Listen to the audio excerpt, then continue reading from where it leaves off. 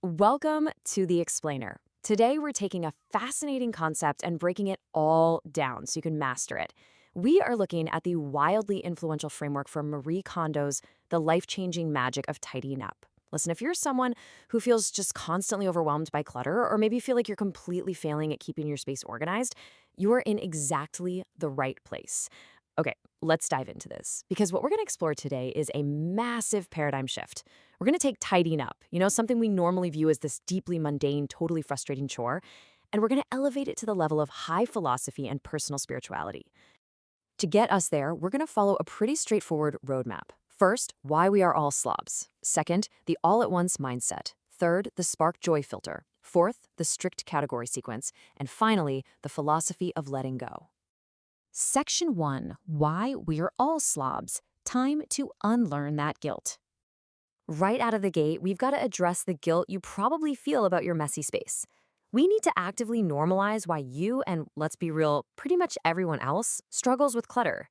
Seriously, I want you to ask yourself, how many cleaning classes did you take at the university? How about in preschool? The answer is zero, right? Nobody is professionally teaching us how to tidy in our culture. You are holding on to all this guilt for not knowing how to do something that literally no one ever formally taught you how to do. So do yourself a favor and let that guilt go right now.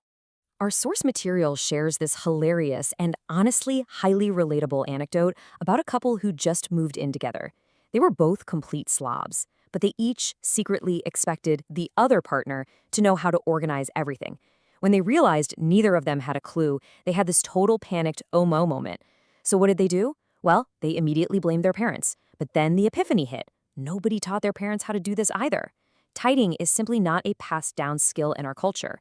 For those of us who aren't naturally gifted housekeepers, we're essentially left to figure it out entirely on our own, which usually means we fail. So, the crucial point is that our current approach to cleaning is completely broken. Section 2, the all-at-once mindset. Rewiring your approach. The old way of cleaning, the way our parents probably told us to do it, is little by little, day by day. Just clean a little bit every day, right? Wrong.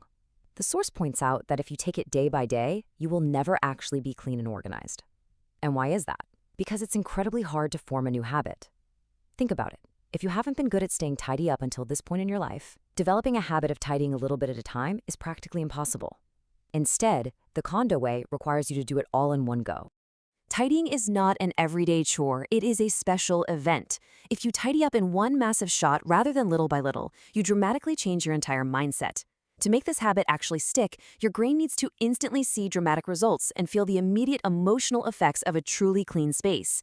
You just can't get that profound psychological shift if you're only cleaning out one single drawer every Tuesday.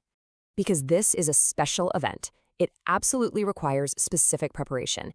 You need to set real time aside, ideally first thing in the morning when your mind is completely fresh. You should do this without music, which I know might sound surprising, but you need quiet to focus internally. Grab handfuls of garbage bags because you are definitely going to need them. But most importantly, before you even start, you need to visualize the space you want. Flip through home and garden magazines, get a sense of the lighting, the layout. Ask yourself, why do I actually want to tidy? Ultimately, the goal is to be happy, and you need that visualization anchored in your mind before you even begin. Section 3, the spark joy filter. Curating your life. Let's move to and see how this builds into the core mechanics of the method.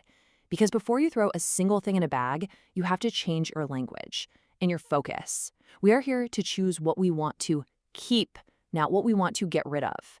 This is a massive psychological pivot. Instead of looking at your room with this negative, discarding mindset, you're looking at it with a positive, life-affirming mindset.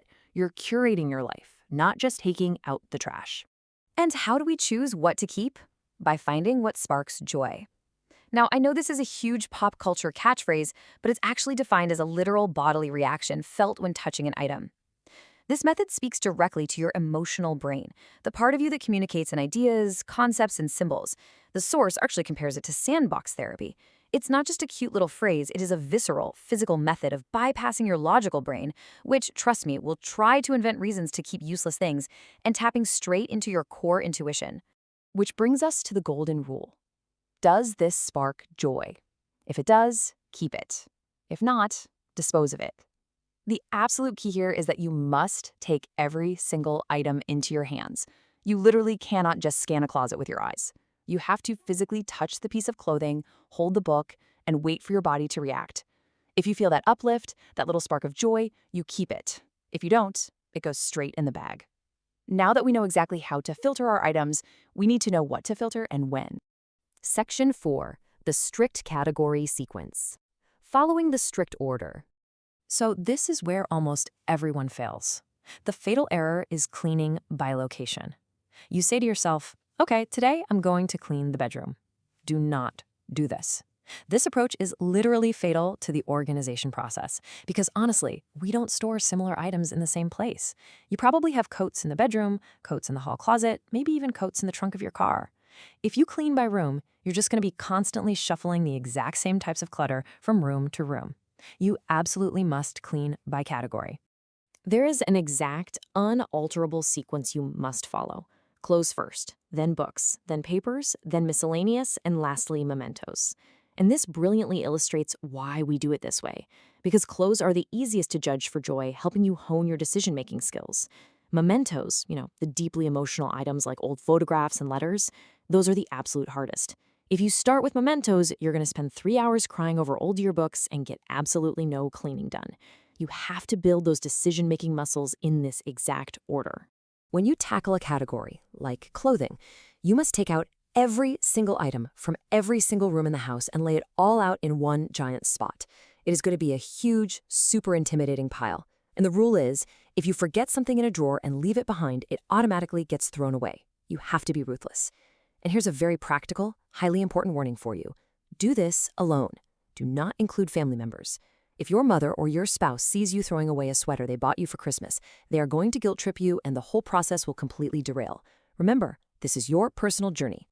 Section 5. The philosophy of letting go. When the physical turns inward.